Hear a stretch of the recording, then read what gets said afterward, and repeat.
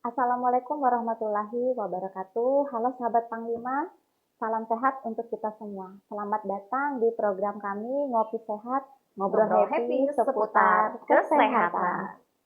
Ya, dalam program Ngopi Sehat hari ini yang diselenggarakan oleh instalasi Humas dan juga PKRS, RSUD Panglima Sebaya pastinya akan memberikan dan membagikan informasi-informasi yang pastinya menarik dan sangat bermanfaat dan sayang untuk sahabat Panglima lewatkan.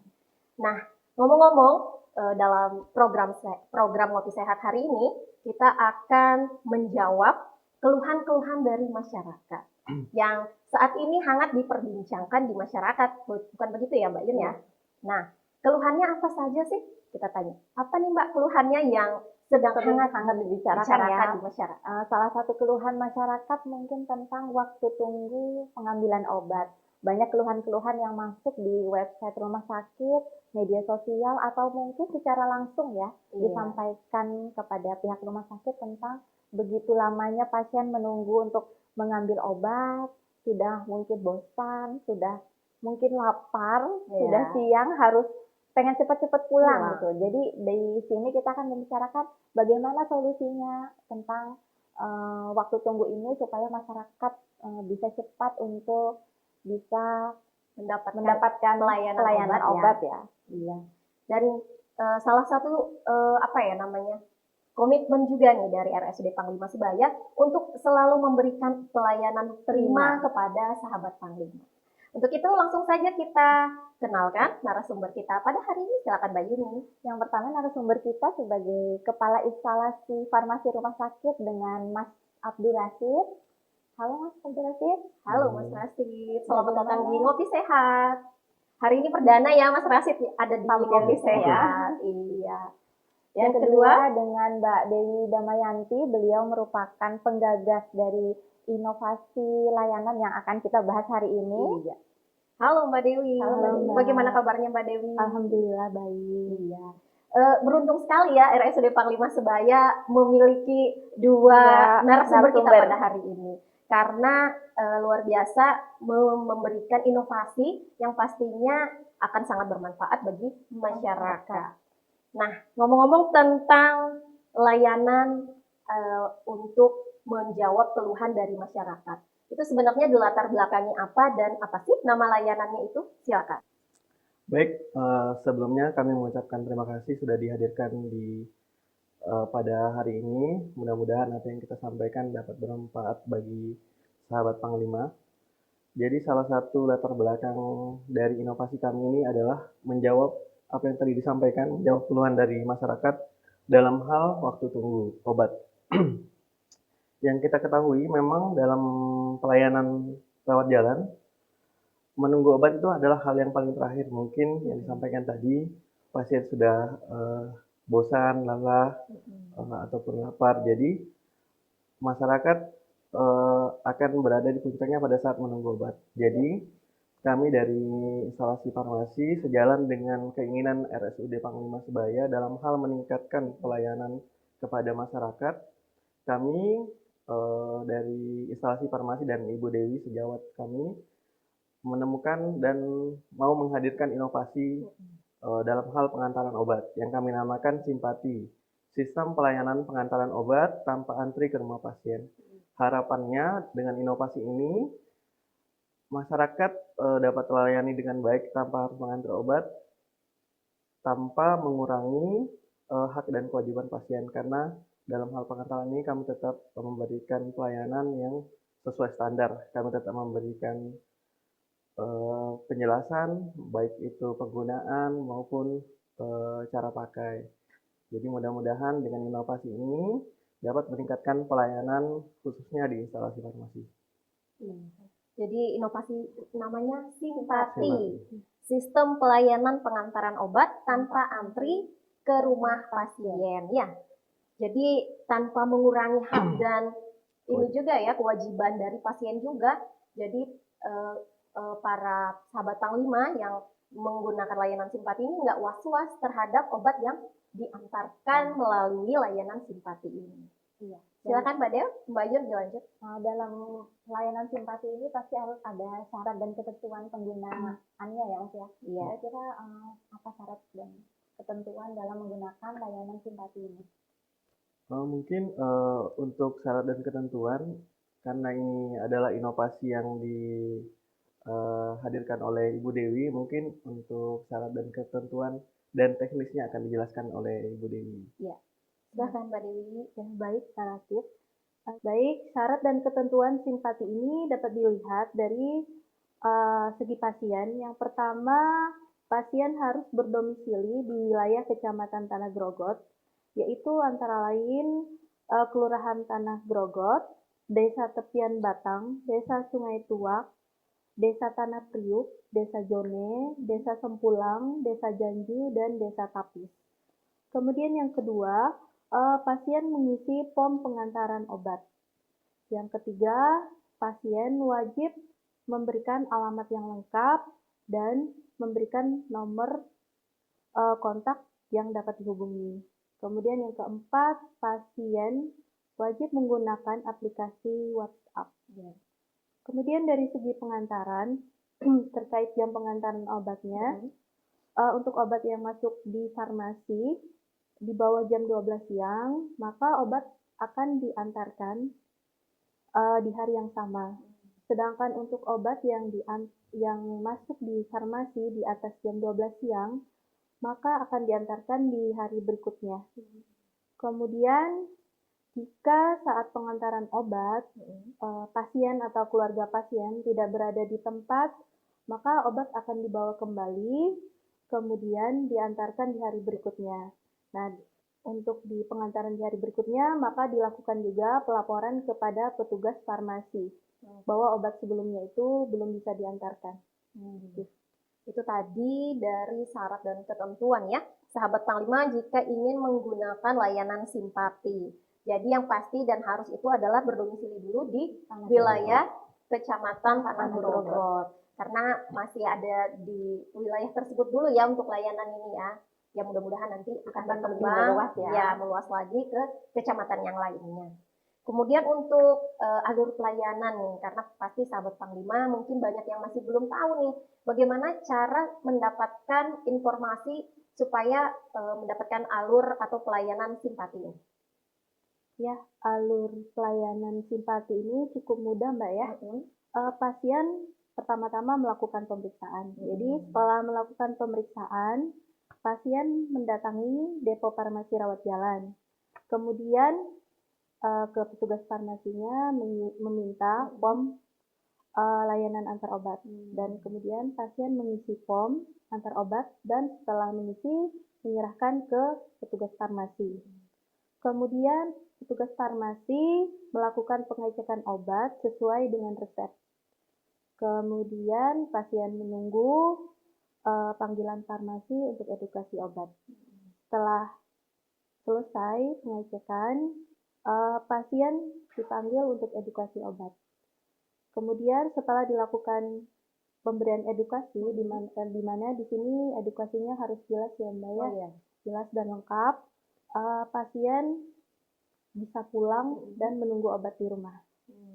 Setelah itu, petugas farmasi akan menyiapkan obat dan dilakukan double check sebelum diantarkan ke jasa layanan antar obat. Double check di sini untuk menghindari terjadinya kesalahan pemberian obat, Mbak.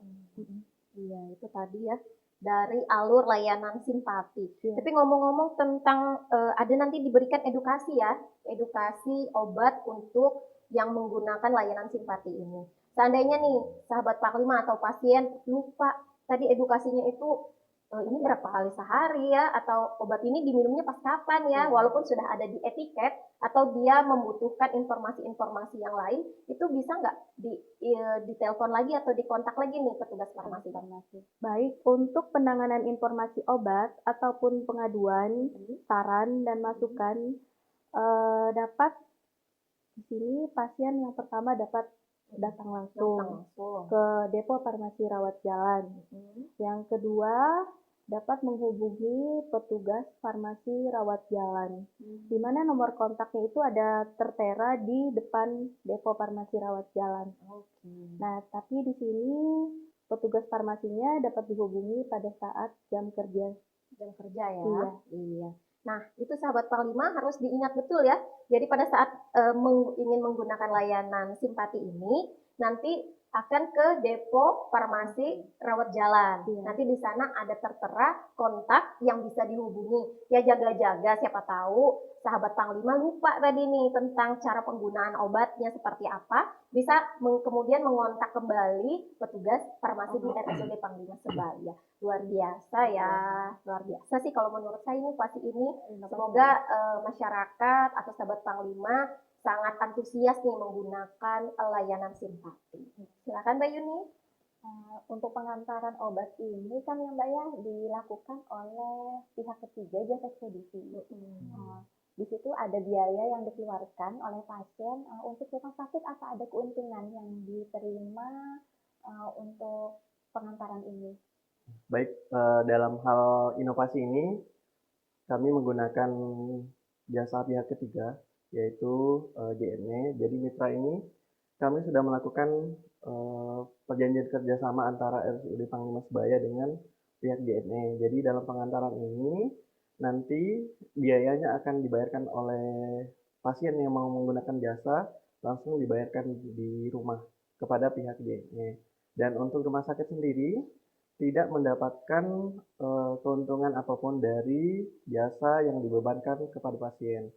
Kenapa kami menggunakan jasa pihak ketiga JNE? Karena kami berharap obat yang didapatkan pasien terjaga kualitas, keamanan, dan kesesuaian yang apa yang kami berikan dan apa yang didapatkan oleh pasien. Seperti itu. Keamanannya sudah sangat terjaga ya, sampai obat diterima oleh pasien di rumah.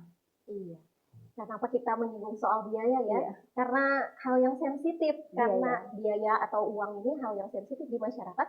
Jadi di sini kita meluruskan kalau RSUD Panglima Sebaya dalam melaksanakan inovasi layanan simpati tidak mendapatkan keuntungan apapun. Bahkan untuk biaya pengirimannya sendiri itu dilakukan secara tunai ya, COD atau tunai langsung kepada jasa ekspedisi. Seperti itu ya.